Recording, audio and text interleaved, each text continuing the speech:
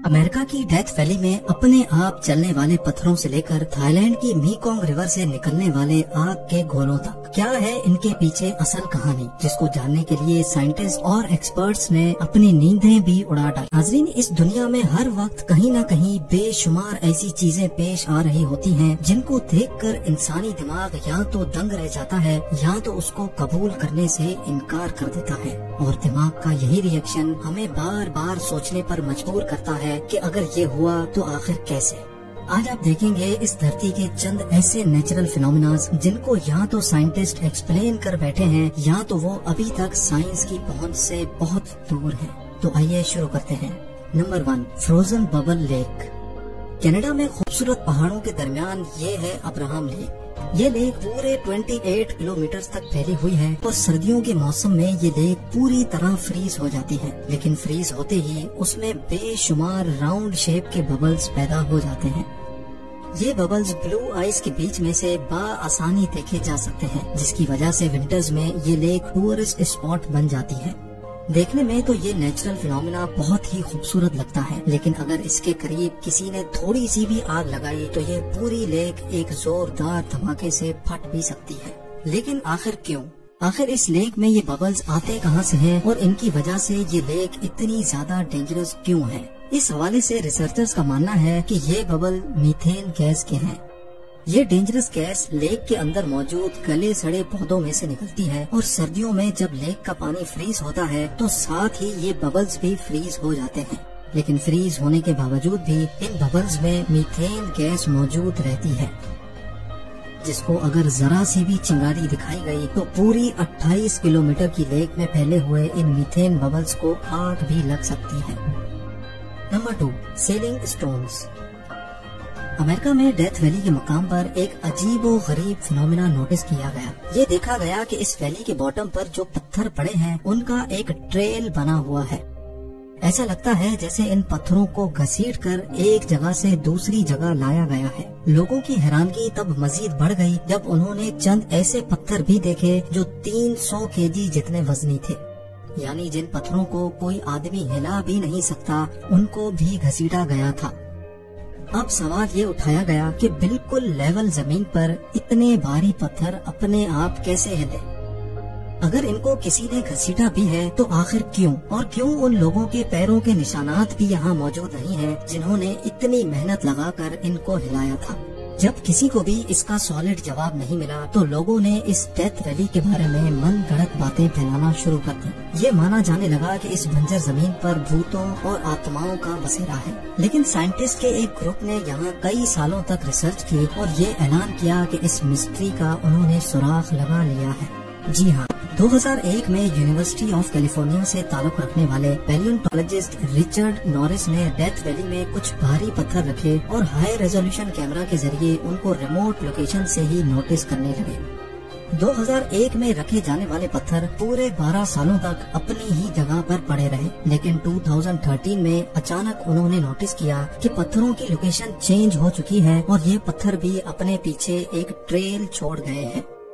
Richard نورس نے بتایا کہ اس مسٹیریس فینومینا کی وجہ بارش ہے، اور خاص طور پر وہ بارش جو سردیوں میں پڑتی ہے۔ ان کا کہنا تھا کہ جب سردیوں کے موسم میں یہاں بارش پڑتی ہے تو اس جگہ پر پانی کھڑا ہو جاتا ہے اور رات کو سردی کی وجہ سے پانی کے اوپر برف کی ایک تہ جم جاتی ہے جو پانی کے اوپر ہی تیرتی رہتی ہے۔ اسی دوران تیز ہواؤں کی وجہ سے تیرتی ہوئی برف موو کرتی ہے اور یہاں پڑے ہوئے پتھروں سے ٹکراتی ہے۔ کیونکہ برف کی اس تہ کا وزن پتھروں سے کافی زیادہ ہوتا ہے، تبھی وہ پتھروں کو بآسانی ہلا کر ایک جگہ سے دوسری جگہ لے جاتی ہے، اور جیسے ہی یہاں کا پانی ایوپریٹ ہو جاتا ہے تو ہمیں کچھ ایسا منظر دیکھنے کو ملتا ہے۔ نمبر 3، ہڈن بیچ۔ میکسیکو کے ساحل سمندر سے 7 کلومیٹر کی دوری پر سمندر کے بیچوں بیچ ایک چھوٹا آئی لینڈ ہے جو میریٹا آئی لینڈز کے نام سے جانا جاتا ہے، لیکن اس سے بھی زیادہ یہ یہاں موجود ہڈن بیچ کی وجہ سے فیمس ہے۔ جہاں نارمل بیچز پر دور دور تک صرف پانی ہی پانی نظر آتا ہے، وہیں اس ہڈن بیچ پر ایسا کچھ نہیں ہے، کیونکہ یہ بیچ زمین کے اندر ایک سوراخ میں بنا ہوا ہے جو چاروں طرف آئی لینڈ کی گرینری میں چھپا ہوا ہے۔ नॉर्मल बीचेस की तरह इस बीच में पानी की वेव्स भी बनती हैं और यहाँ बीच सैंड भी मौजूद है। लेकिन सवाल ये उठता है कि इस वीरान आइलैंड पर ये खूबसूरत बीच आखिर बना कैसे। हुआ कुछ यूँ था कि 1900s में मैक्सिकन आर्मी बॉम्ब ब्लास्ट की टेस्टिंग इर्द गिर्द के आइलैंड्स पर करती थी। एक बॉम्ब ब्लास्ट की टेस्टिंग इस आइलैंड पर भी की गई, जिसकी वजह से यहाँ जमीन में सुराख बन गया। लेकिन ये सुराख अंदर ही अंदर समंदर से जा मिला और इसमें पानी भर गया। क्योंकि ये जगह सी लेवल से काफी ऊपर थी, इसी वजह से पानी सिर्फ यहीं तक ही भर सका। नंबर 4, नागा फायरबॉल्स। थाईलैंड से गुजरने वाली मेकोंग रिवर दुनिया की 12वीं लंबी तरीन लेक है। 4900 किलोमीटर लंबी ये river China, Myanmar, Laos, Thailand और वियतनाम तक फैली हुई है। लेकिन रिवर का वो हिस्सा जो थाईलैंड के डिस्ट्रिक्ट फोन फिसाई से गुजरता है, उसमें हर साल कुछ ऐसा मंजर देखा जाता है जिस पर यकीन करना मुश्किल है। जी हाँ, रिवर के अंदर से आग के बने बॉल्स तेजी से हवा में जाते दिखते हैं, जिनको थाईलैंड में नागा फायर बॉल्स भी कहा जाता है। ये फायर बॉल्स आग की तरह ऑरेंज होते हैं और इनकी साइज अलग अलग होती है। कुछ फायर बॉल की साइज बास्केट बॉल जितनी भी होती है।